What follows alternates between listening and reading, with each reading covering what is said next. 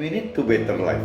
Kasih Tuhan bagi pasangan suami istri adalah masing-masing pihak mengasihi pasangannya dengan mengacu kepada mengasihi Tuhan. Oke?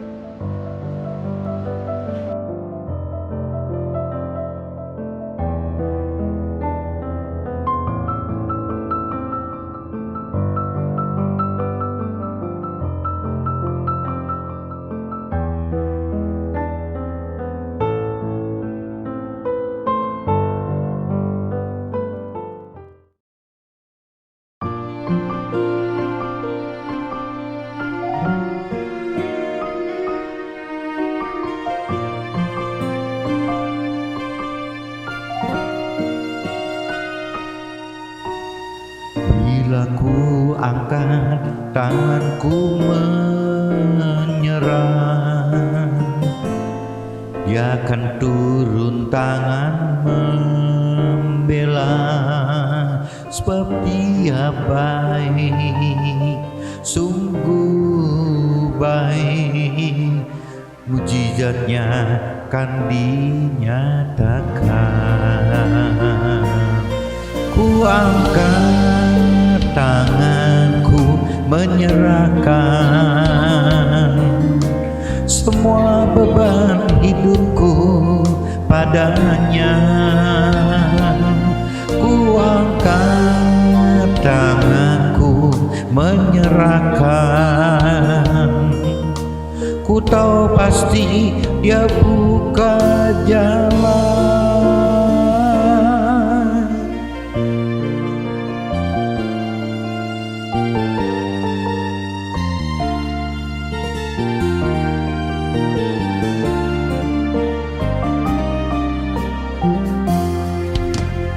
Bila ku angkat tanganku menyerah,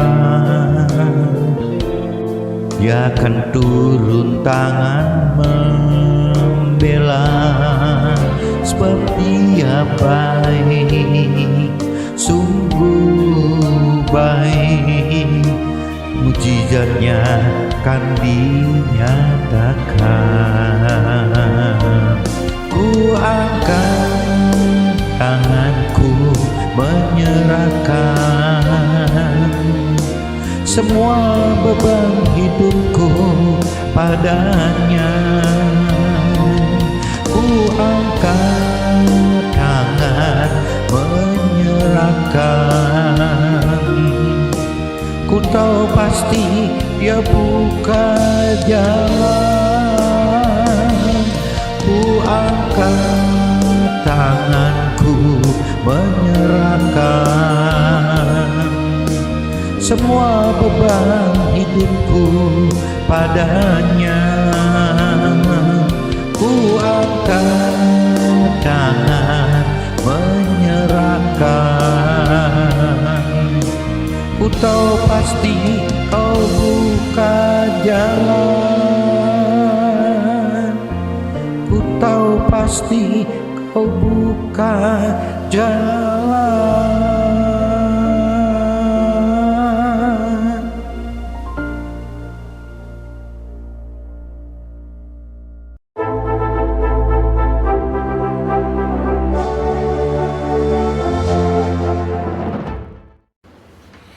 Jumpa kembali di Everyday Journey Inspiration of Life. Pagi ini saya mau coba sharingkan teman-teman dengan tema permasalahan bagi masing-masing pasangan suami dan istri adalah dasar meraih kemenangan hidup. Jadi kalau kita ngelihat dari firman Tuhan, Tuhan yang ajarkan itu sama lagi gitu teman-teman. Jadi bagaimana si pihak suami diselamatkan, istri juga akan terbawa. Sebaliknya juga sama teman-teman. Pihak istri diselamatkan, dimenangkan, si pihak suami juga dibawa. Nah ini saya coba untuk lebih memperjelas ini nanti saya masukkan dalam sharing. Tapi sebelum sharing itu saya coba ajak teman-teman melihat ke kitab Matius. Saya dapat impresi dari kitab Matius teman-teman. Kitab Matius pasalnya pasal yang ke-12 gitu.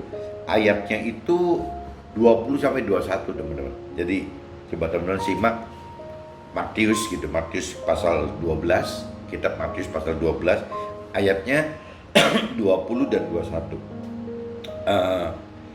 Buluh yang patah terkulai tidak akan diputuskannya, dan sumbu yang pudar nyalanya tidak akan dipadamkannya, sampai ia menjadikan hukum itu menang. Dan padanya lah bangsa-bangsa akan berharap. Nah ini kalau saya universalkan teman-teman, bulu yang patah terkulai tidak akan diputuskan Tuhan gitu, tidak akan diputuskan Tuhan. Dan sumbu yang pudar nyalanya tidak akan dipadamkan Tuhan, sampai Tuhan menjadikan hukum sebagai pemenangnya gitu. Dan hanya pada Tuhanlah bangsa-bangsa akan berharap.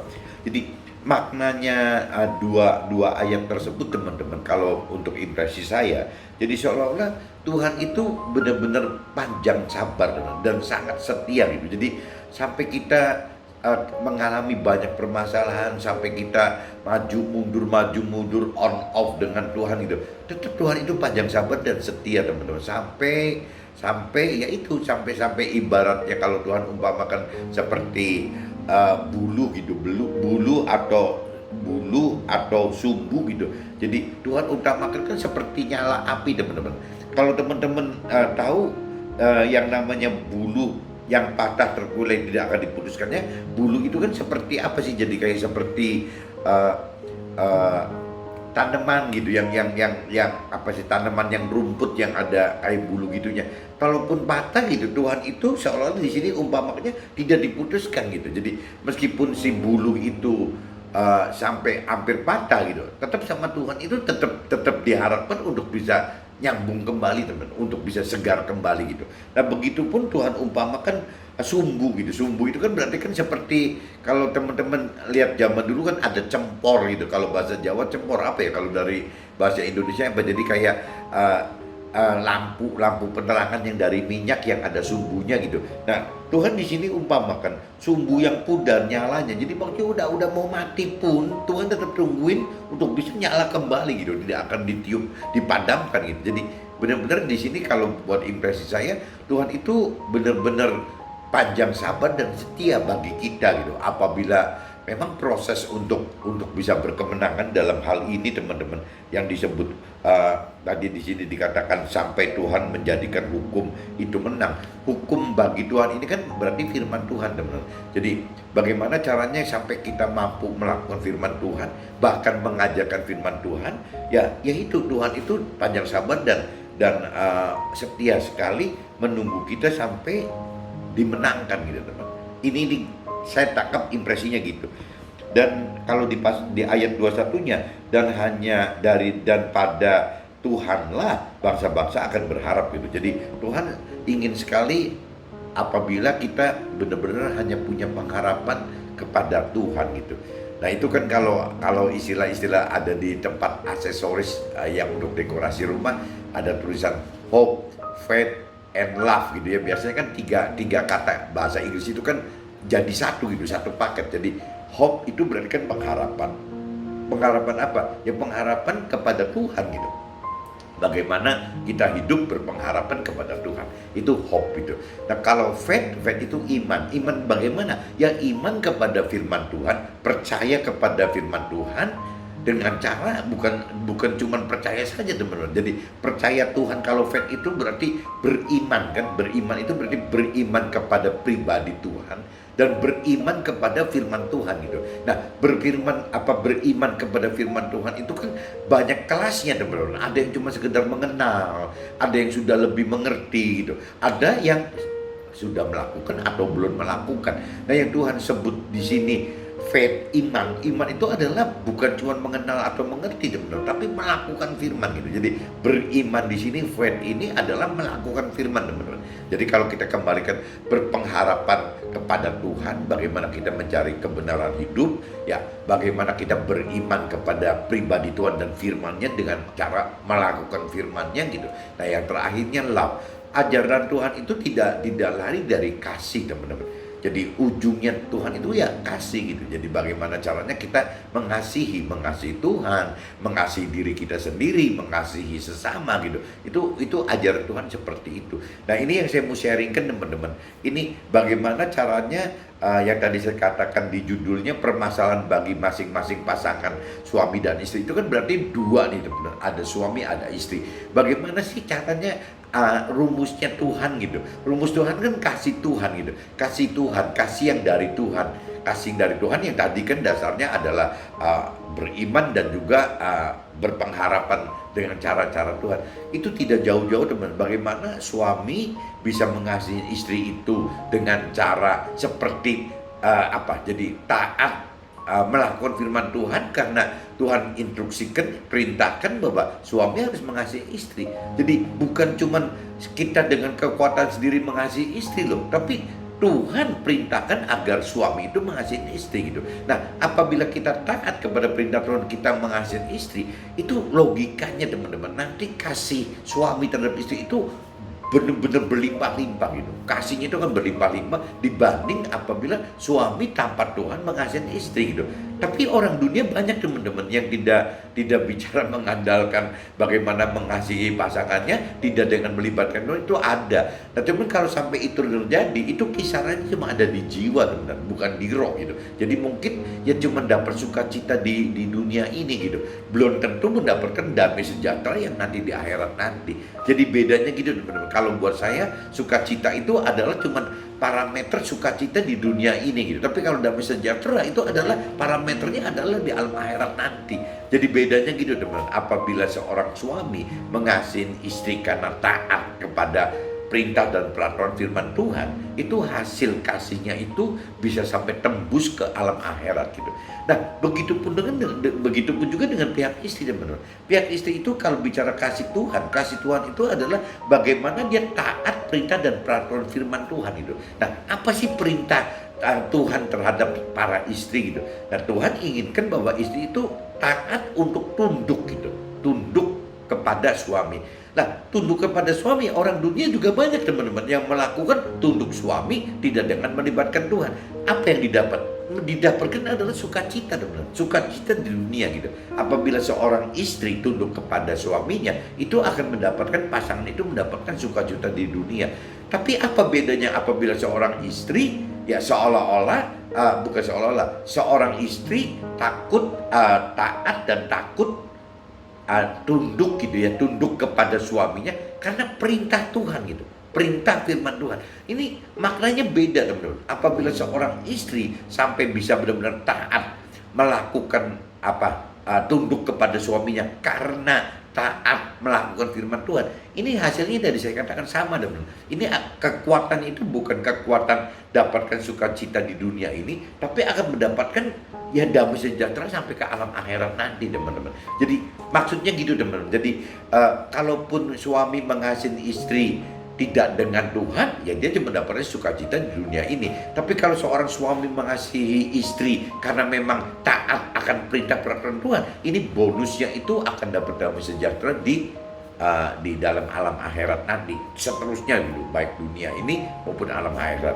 Nah, sebaliknya bagi seorang istri juga sama. Kalau menerapkan kasih Tuhan gitu, ilmunya, rumusnya kasih Tuhan ya, seorang istri yang tunduk kepada suami yang tidak dengan melibatkan Tuhan, ya akan mendapatkan sukacita di dunia ini gitu, di dalam dunia yang fana ini gitu.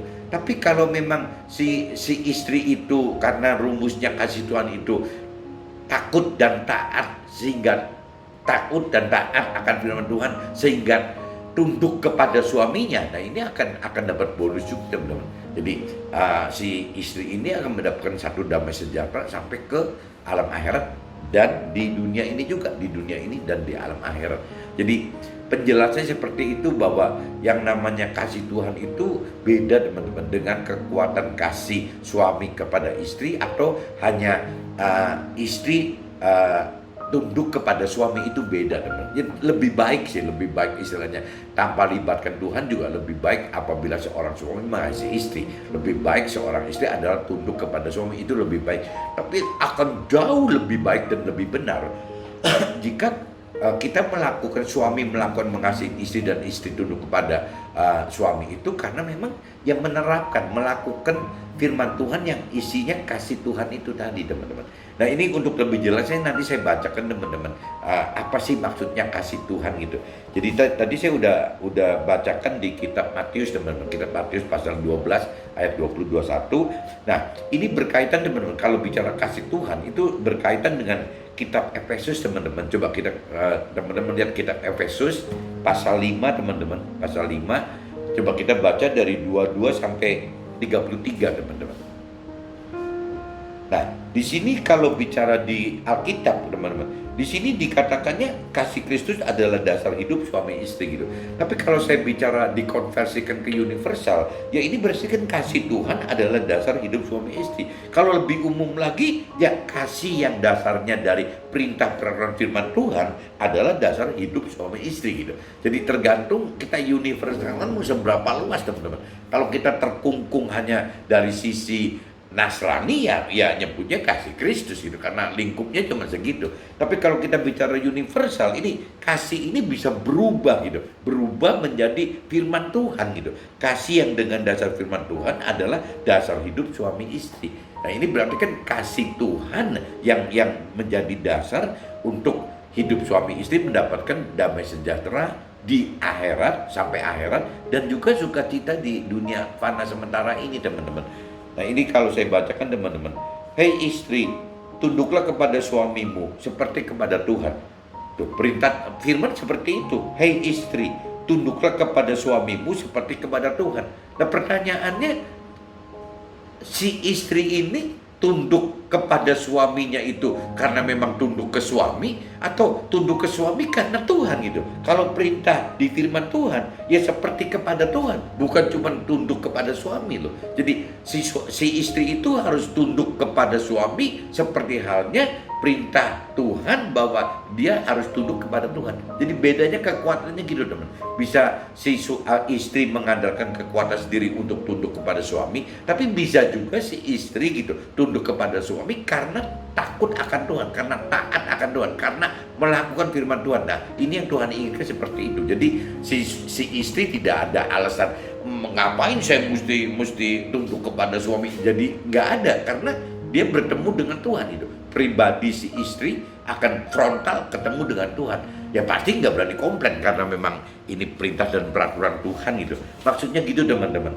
Nah, karena suami adalah kepala istri, sama seperti Kristus adalah kepala jemaat, dialah yang menyelamatkan tubuh gitu. Karena itu sebagaimana jemaat tunduk kepada Kristus, demikian juga lah istri kepada suami dalam segala sesuatu. Jadi Tuhan umpamakan, teman-teman. Jadi yang namanya urutannya, teman-teman, stratanya dari sisi rohani, seorang istri itu harus tunduk kepada suaminya. Seorang suami itu harus tunduk kepada Kristus, ya Yesus gitu waktu itu. Nah, seorang Yesus juga tunduk kepada Tuhan Allah gitu. Jadi urutannya gitu, teman-teman. Jadi bagaimana rentetannya itu, seorang istri harus tunduk kepada suami, seorang suami harus tunduk kepada Yesus, ya seorang Yesus harus tunduk ke Tuhan Allah. Urutannya seperti itu, teman-teman. Nah, kalau kita lihat lebih dalam itu, yang namanya di sini dikatakan jemaat itu kan berarti kan kitanya, teman-teman. Kita sebagai suami gitu, ya Tuhan anggap, ya itu Yesus anggap bahwa firman anggap bahwa itu adalah jemaat gitu. Level kita adalah jemaat gitu. Jadi urutannya gitu, teman-teman. Bagaimana caranya seorang istri tunduk kepada suami, bagaimana seorang suami sebagai salah satu jemaat gitu harus tunduk kepada Yesus, ya seorang Yesus harus tunduk kepada Tuhan Allah. Jadi urutannya gitu, teman-teman. Nah, kalau urutan ini bisa dipakai, ya kita akan dapatkan sukacita dan damai sejahtera gitu. Karena itu sebagaimana jemaat tunduk kepada Kristus, demikian juga istri kepada suami dalam segala sesuatu. Ini teman-teman camkan ya di ayat 24. Karena itu sebagaimana jemaat tunduk kepada Kristus, demikian jugalah istri kepada suami dalam segala sesuatu. Yang perlu dikasih note itu dalam segala sesuatu. Saya sering sekali dengar, saya sering sekali sharing gitu dengan pasangan yang selalu ributkan ini teman-teman. Ya, ngasih syarat gitu. Si istri itu ngasih syarat, saya mau tunduk kepada suami saya kalau ini. Ya, sedangkan suaminya belum bisa itu gitu. Bagaimana saya bisa tunduk? Nah, di sini firman katakan seorang istri itu tidak bisa gitu, tidak bisa tunduk ke suami itu dengan syarat gitu. Ya, di sini dikatakan bahwa demikian jugalah istri kepada suami dalam segala sesuatu. Jadi nggak ada alasan apa-apa. Ya, kuncinya pengen salah, pengen benar, seorang istri harus tunduk gitu. Nah, terus bagaimana istrinya bisa tahan untuk tunduk? Ya, istrinya berdoa ke Tuhan gitu. Maksudnya Tuhan kan gitu. Jadi bagaimana dengan tingkah lakunya si suami ini, si istri akhirnya jadi benar-benar berseru-seru kepada Tuhan. Yang Tuhan maksud seperti itu gitu. Jadi cuman di dunia, kalau yang saya sering dengar, saya juga sering sharing gitu, ya kurang lebih pasti si istri akan begitu kok. Ya saya mau kok tunduk sama suami, asal suami saya bisa begini gitu, pakai syarat gitu. Sedangkan di firman Tuhannya tidak pakai syarat tuh, dalam segala sesuatu kan, harus tunduk dalam segala sesuatu. Nah, ini yang perlu di note, dicamkan oleh para istri gitu. Ini cerita baru pihak istri yang nggak enak nih. Nanti ini firmannya lanjut, nanti cerita suami juga nggak enak kan teman-teman. Hai suami, kasihilah istrimu sebagaimana Kristus telah mengasihi jemaat dan telah menyerahkan diri kepadanya untuk menguduskannya sesudah ia menyucikan dengan memandikannya dengan air dan firman. Nah, ini tugasnya si suami nih teman-teman. Ya, bagaimana caranya kalau cerita Yesus ke jemaat itu, bagaimana mengasihi ya si jemaat itu dengan cara yaitu memandikannya dengan air dan firman. Maksudnya jadi bagaimana caranya mengajarkan gitu, melakukan dan mengajarkan firman kepada ya para istrinya gitu. Bagaimana caranya? Kalau Yesus ngajarkan kepada jemaat gitu. Nah, kalau ibaratnya sekarang si suami itu jemaat, berarti suami itu mengajarkan ke istrinya. Nah, apakah seorang suami sudah begitu gitu? Ya, sudah memandikan istrinya dengan air dan firman. Ya, maksud air di sini ya bukan air wujud air teman. Jadi ya maksudnya dengan ya firman Tuhan gitu, dengan kasihnya Tuhan, dengan firman Tuhan.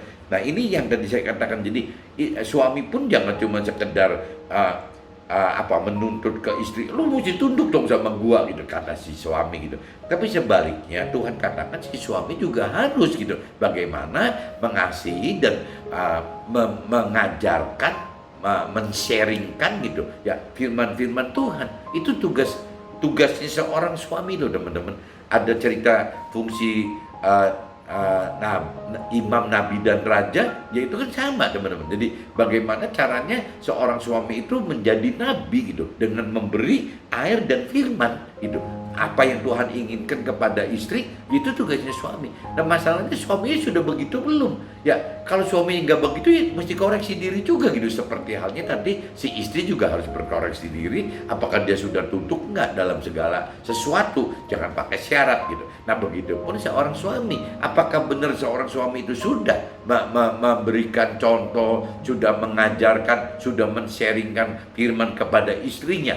Nah, ini yang para suami juga harus koreksi diri gitu. Jadi kalau saya lihat di sini ya mestinya apa yang Tuhan inginkan kepada suami dan istri itu ya imbang teman-teman, imbang gitu. Supaya dengan demikian Tuhan menempatkan jemaat di hadapan diri Tuhan dengan cemerlang tanpa cacat atau kerut atau yang serupa itu, tetapi supaya jemaat kudus dan tidak bercela gitu. Demikian juga suami harus mengasihi istrinya sama seperti tubuhnya sendiri. Nah, ini juga mesti diingat nih, jangan istilahnya si suami egois, akhirnya istrinya nggak dipikirin gitu. Di sini Tuhan katakan demikian juga suami harus mengasihi istrinya sama seperti tubuhnya sendiri. Siapa yang mengasihi istrinya mengasihi dirinya sendiri gitu. Nah, ini mesti diingatkan begitu. Jadi kalau sampai suami kepada istri ya mesti benar-benar ya jangan sampai istilahnya dari subuh pergi nanti pulangnya jam subuh lagi gitu. Ya kan nggak kira-kira gitu si istrinya gimana gitu. Ya, itu kan sama sekali benar-benar bukan contoh yang baik gitu. Ya foya-foya sendiri, main sendiri, lupa sama istri di rumah gitu kan nggak bener. Nah ini Tuhan maksudkan begitu. Ya kita mesti punya ukuran kalau ke istri itu, seorang suami itu harus mengasihi seperti diri sendiri.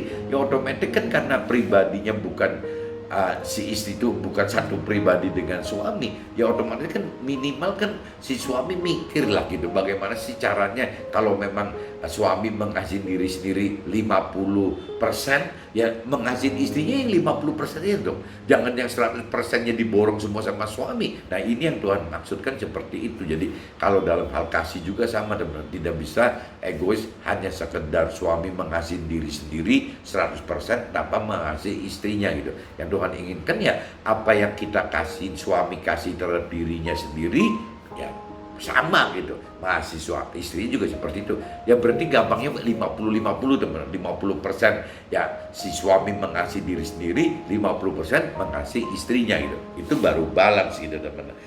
Maksud firman yang saya tangkap dapat impresi seperti itu teman-teman. Sebab tidak pernah orang membenci tubuhnya sendiri, tetapi mengasuhnya dan merawatinya, sama seperti Kristus terhadap jemaat. Karena kita adalah anggota tubuhnya. Sebab itu laki-laki akan meninggalkan ayahnya dan ibunya bersatu dengan istrinya, sehingga keduanya itu menjadi satu daging.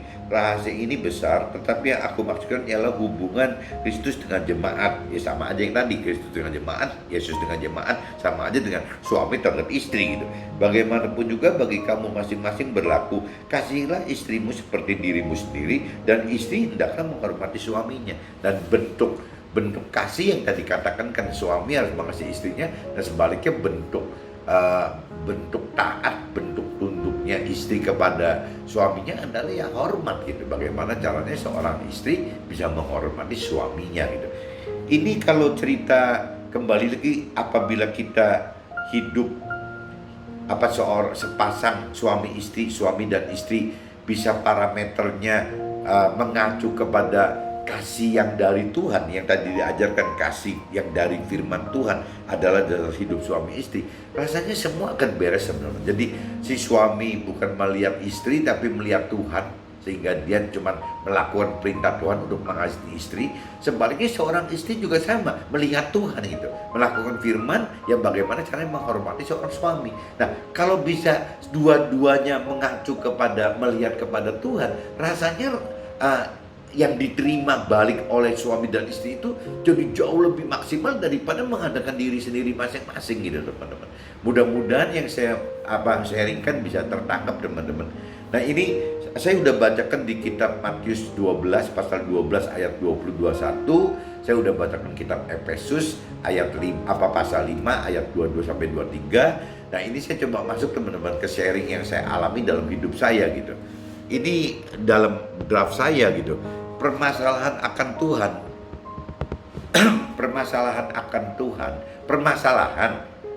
Tuhan pergunakan sebagai alat untuk mengubah hidup seseorang ya teman-teman yang dipilihnya gitu. Jadi kalau sampai kita mengalami permasalahan itu, kita harus kuat teman-teman. Bagaimana cara menghadapi permasalahan tersebut? Karena permasalahan itu adalah ciri-ciri bahwa kita dipilih Tuhan gitu. Kalau sampai kita nggak dipilih Tuhan, kadang-kadang kita tidak ketemu permasalahan gitu. Jadi kita juga kadang-kadang harus berterima kasih ke permasalahan. Dengan adanya permasalahan, Tuhan bisa pakai menjadi alat untuk kita berubah gitu. Ya, mengubah seseorang yang dipilihnya. Adapun besar tingkat permasalahan akan setara dengan seberapa keras gitu karakter setiap orang masing-masing kita. Jika karakter keras, maka Tuhan akan proses seperti ibarat besi dibentuk dengan besi gitu, kayu dengan kayu. Jadi tergantung daripada kekuatan kekerasan karakter kita. Nah, tapi intinya teman-teman, saya ingetin bahwa jadi cobalah kita koreksi diri. Permasalahan itu dipandang dari sisi positifnya gitu. Kalau positif permasalahan di sisi positif itu dari sisi rohani. Permasalahan itu akan menjadi satu alat gitu bagaimana merubah karakter kita yang tadinya tidak baik menjadi baik gitu. Tadinya gelap jadi terang, yang tadinya hitam jadi putih gitu. Jadi intinya gitu teman-teman, bagaimana caranya dengan permasalahan itu. Permasalahan ini timbul kalau bicara di pasangan suami istri itu bisa timbul dua-duanya teman. teman-teman, bisa timbul dari sisi suaminya dulu gitu, timbul permasalahan, nanti bisa berlanjut ke istrinya, tapi bisa juga terbalik teman-teman, dari istrinya dulu nanti bisa terkait dengan suaminya. Itu tergantung itu. Cuman yang jelas permasalahan itu besar, permasalahan itu akan seimbang dengan kekerasan karakter daripada kitanya gitu. Jadi kalau karakter suami keras sekali, biasanya Tuhan asah ambil permasalahan yang besar untuk mengasah si karakter si suaminya. Tapi apabila karakter si istrinya keras, sama teman-teman, ya akan diasah dengan satu permasalahan yang besar sehingga karakter istrinya berubah gitu. Dan kita nggak bisa loh teman-teman ngomong bahwa kalau suami istri berarti yang keras itu pasti suaminya bukan istrinya. Tidak teman-teman. Dalam hal kebenaran firman Tuhan, bahwa seorang wanita, seorang istri pun bisa lebih keras daripada suaminya. Jadi itu kembali lagi ya tergantung dari masing-masing pribadi kitanya gitu. Jadi tidak bisa diidentikan kalau suami pasti lebih keras daripada istri. Tidak teman-teman. Istri pun bisa banyak yang lebih keras daripada suami, lebih degil, lebih kaku gitu. Banyak sekali teman. Nah ini yang kita mesti koreksi diri gitu.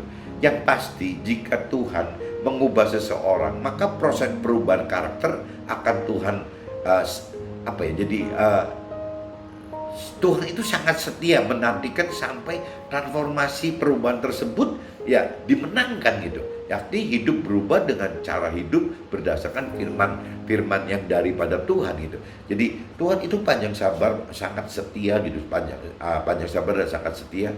Yang tadi dikatakan gitu. Jadi Tuhan itu menunggu perubahan karakter kita, menunggu perubahan diri kita sampai mencapai apa yang Tuhan maksud gitu. Nah, yang Tuhan maksud itu Tuhan rancang dan kehendaki itu adanya di firman teman-teman. Jadi bagaimana kita bisa mengerti rancangan dan kehendak Tuhan apabila kita tidak mengerti akan firman Tuhan gitu. Jadi kunci kembali lagi ya, kalau kita pengen tahu rancangan dan kehendak Tuhan, ya Tuhan akan giring kita itu masuk ke dalam pengenalan pengertian akan firman Tuhan gitu. Nah, setelah kita mengerti akan firman Tuhan, baru Tuhan minta kita melakukan firman Tuhan gitu. Nah, waktu kita melakukan firman Tuhan, ya kita akan mendapat masuk ke dalam rancangan kehendak Tuhan. Rancangan kehendak Tuhan adalah kemenangan bagi Tuhan gitu. Jadi Tuhan ingin sekali kita melakukan apa yang Tuhan perintah peraturkan dalam firman-Nya gitu. Kalau dari sisi Tuhan kan benernya sudah dari 2000 tahun lalu teman-teman. Memang Tuhan sudah atur begitu. Jadi seolah Tuhan itu pengen manusia itu balik gitu loh, balik seperti zaman dulu lagi gitu, bahwa Tuhan pengen kita ini taat melakukan apa yang Tuhan perintah peraturan dalam firman-Nya. Seperti itu. Nah, untuk seperti itu ya jelas mesti dirubah gitu. Karakter kitanya harus dirubah dulu untuk mau seperti itu gitu. Nah, untuk karakter kita bisa berubah, Tuhan kasih datang permasalahan. Ya permasalahan itu besar sedang kecil itu tergantung daripada karakter kitanya. Ya kalau misalnya orangnya lembut gitu ya, lunak gitu.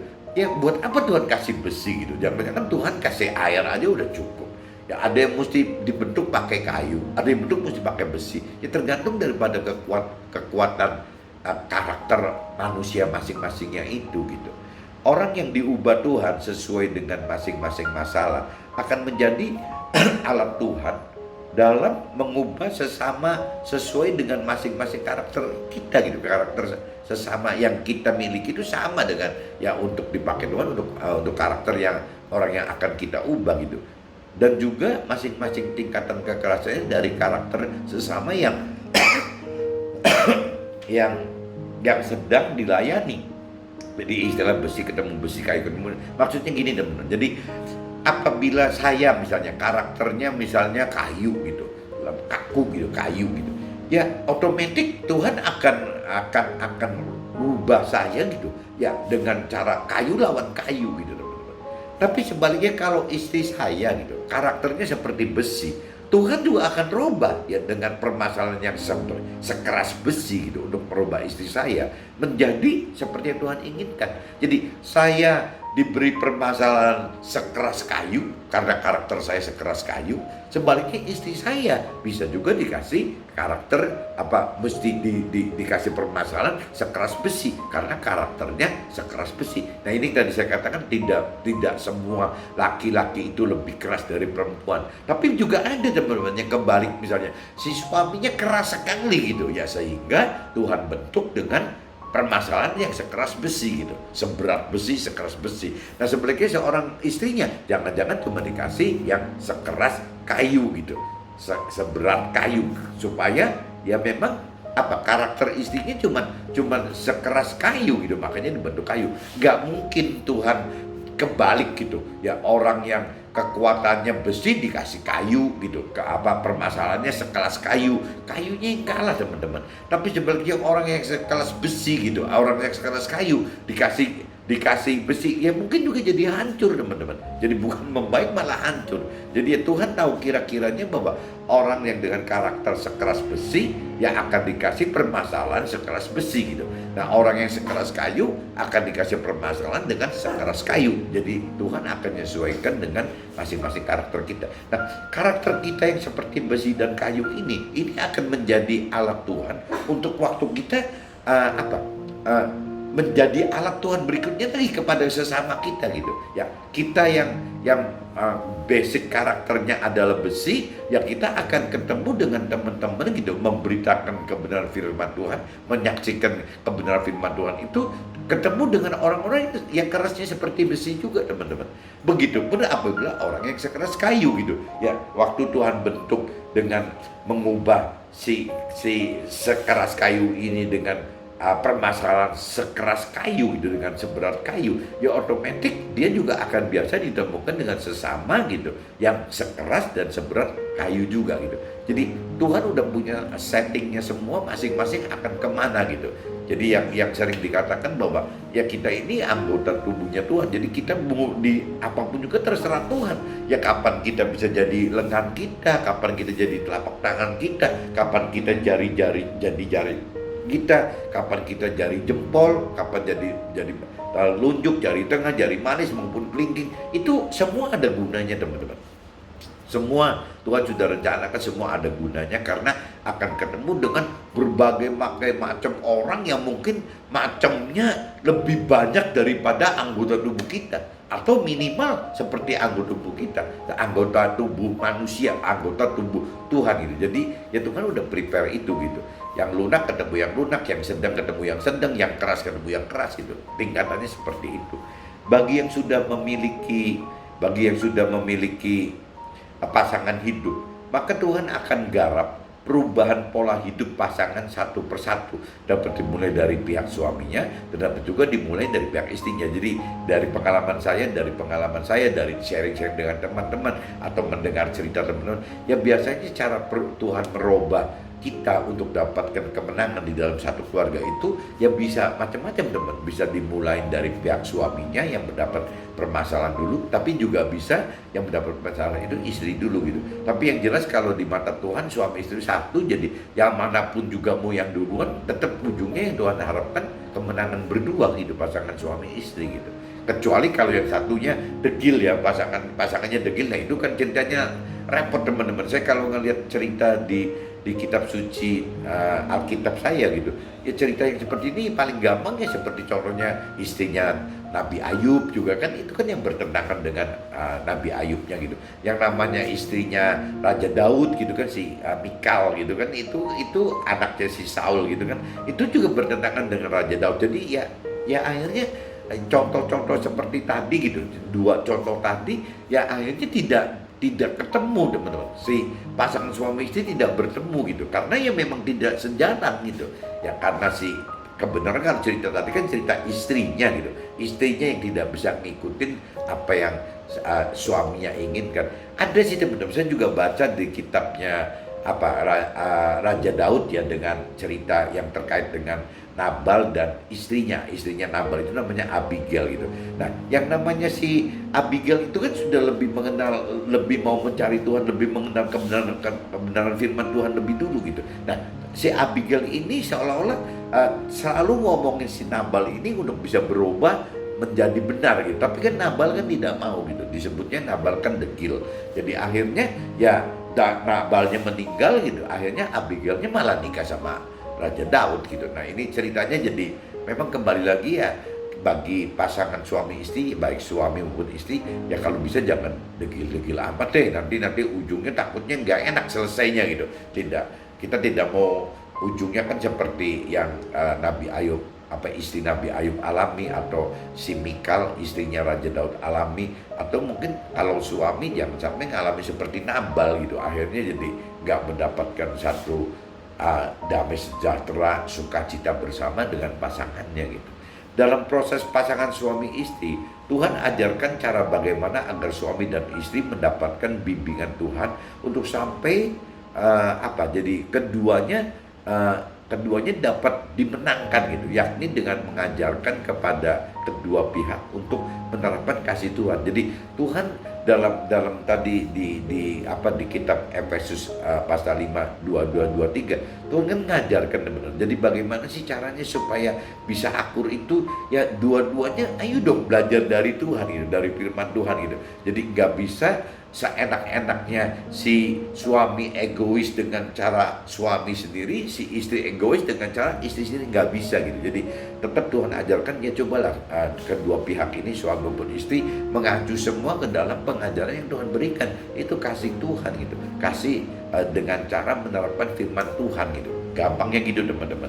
Inti dari kasih Tuhan adalah bagaimana pihak suami belajar mengasihi istri seperti mengasihi Tuhan, dan kepada pihak istri belajar takut kepada suami seperti tunduk kepada Tuhan gitu. Jadi pihak suami dan istri keduanya harus berpegang hidup dengan mengacu kepada Tuhan, bukan kepada ego masing-masing gitu.